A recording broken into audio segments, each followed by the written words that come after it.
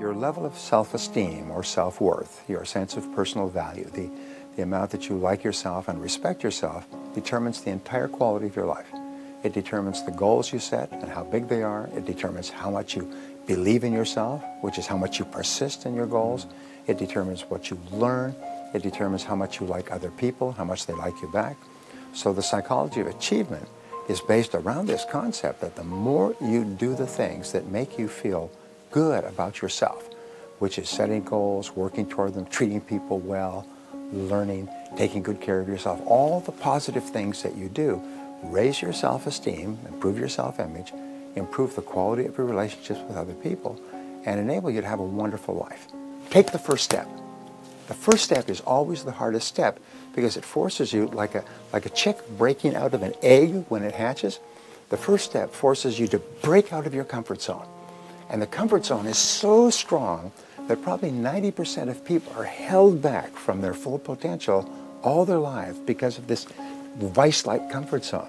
And when you take the first step, the only way you can do it is break out. And suddenly you see the second step and the third step and the fourth step. And then as you take the steps, your self-esteem goes up and your self-confidence goes up and you become more creative and you start to think of all kinds of ideas. And people say, what has gotten into you? I mean, what are you smoking? Because whatever it is, you should share it with the others. And so this is the difference between top people, is they have a big idea of what's possible and they take the first step. Yeah. The key to success is what is called future orientation. That means top people, top 10% of people, think about the future most of the time. They think about the future most of the time, and they practice a concept used by top people called idealization. They idealize, they imagine they have no limitations, and they imagine you could wave a magic wand and make your future perfect in every way. So we say there's 4 areas. The first area is, of course, your income, your career, your work. If it was perfect, if you're earning the kind of money you wanted, doing what you wanted to do with the people you wanted to do it, what would it look like 5 years from now, and how would it be different from today? And the same thing we say is with your relationships and your family. If your family life and lifestyle was perfect, how would it be different from today? And so, but if you don't think about these things, you'll just go on the same way forever doing what you're doing. Yeah. Ask if your health was perfect, how would it be different? And finally, if your financial situation was perfect in every way, how would it be different from today? And then, what is the first thing you could do, the first step, right now, to make your future life perfect in every way? And whatever it is, just take the first step. Yeah. You have to understand that there is a great power in the universe that is trying to get you the ideas you need to achieve your goals. Sometimes you just find one idea that will cause your life to go off into a different direction, change it completely, but you never know what the idea is going to be, so you must bombard your mind with many ideas. Just knowing that the right idea will come to you at the right time. Yeah. And it always does. It always does if you will just keep being open to new ideas.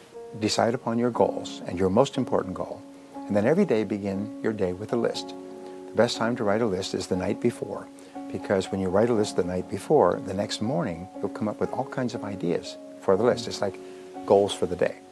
Then what you do is you look at your list and you say, if I could only do one thing on this list, what one activity, what one task would I want to be sure to complete before I left town for a month? All right? And that becomes your most important task for the day. Now, the eat the frog concept comes from a story where they say the first thing that you do in the morning is you eat a live frog. You'll have the satisfaction of going through the day knowing that's probably the worst thing that can happen to you, is eating a live frog. And the 2 corollaries of this principle are, if you have to eat 2 frogs, eat the ugliest one first. Now, the frog is your biggest task. It's the one you're most likely to procrastinate on. It's also the one that will have the greatest positive impact on your career if you do it now.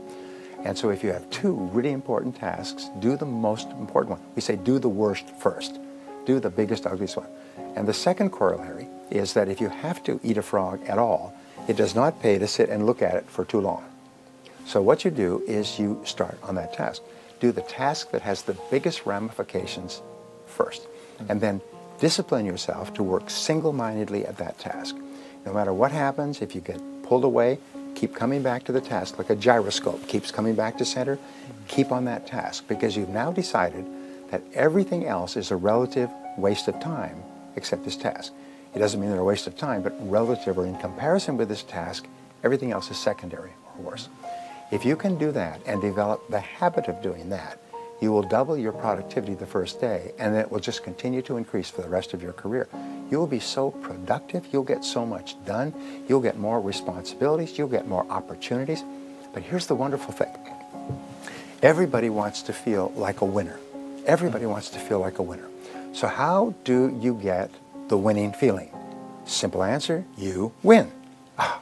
Okay, how do you win? Well, you cross the finish line first. Now, fortunately, in life, what successful people do is they set up finish lines for themselves that they can cross. And so, if you complete a task of any value, it's like winning a little bit, and you feel like a winner. You start, you work, you complete the task. Even if all you do is wash your car and clean out the inside, you stand back, you feel happy. Because whenever you win, your brain releases endorphins. And endorphins are called nature's happy drug. And they make you feel happy. And your self-esteem goes up. And your self-confidence goes up. And you feel happier and more personable. You're actually a more charming person, believe it or not. When you set up a task and you complete it, you feel like a winner. Your endorphins go up. Your self-esteem improves. Your self-confidence goes up.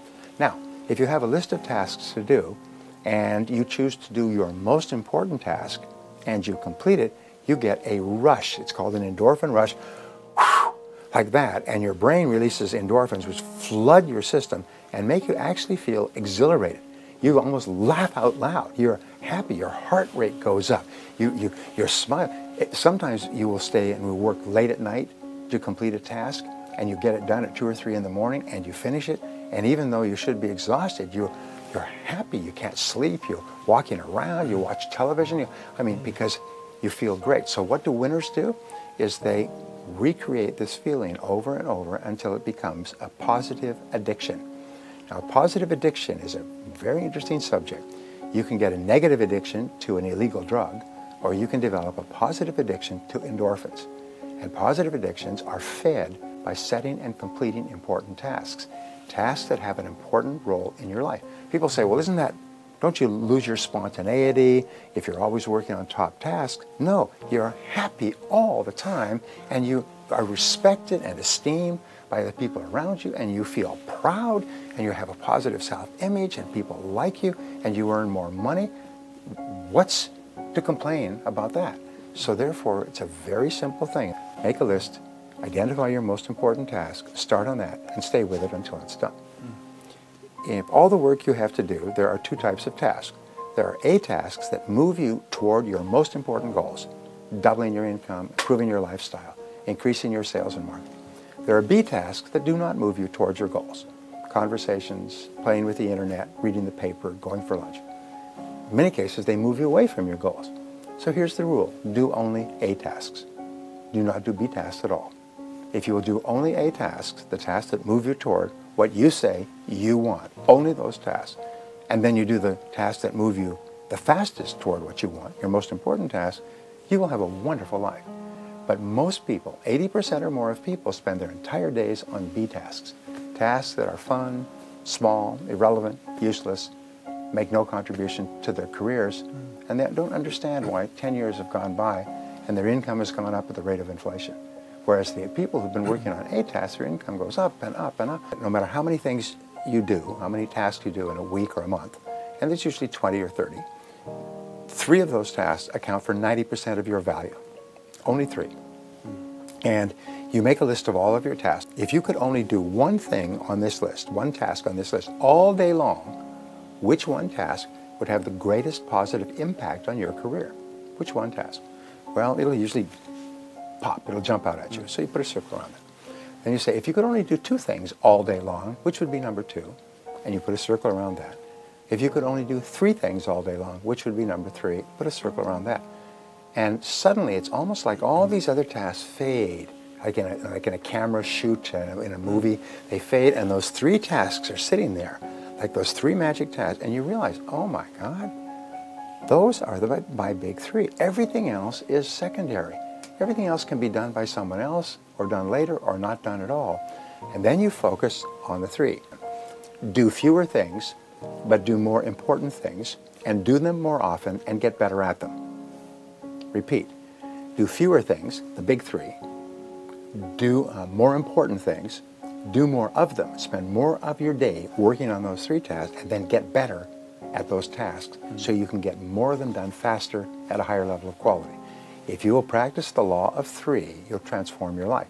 If you combine that with the eat the frog and work on your most important task, the one that can contribute the most value, and you can do that until it becomes a habit, just automatic. You get up in the morning and you just start work on your most important task, and you say, no, I don't do that. I don't do little tasks. Those are not my job. So you, person who's watching this right now, is your management, not labor. Think of yourself as management and do your three tasks. If you can do that until it becomes a habit, you're going to conquer the world.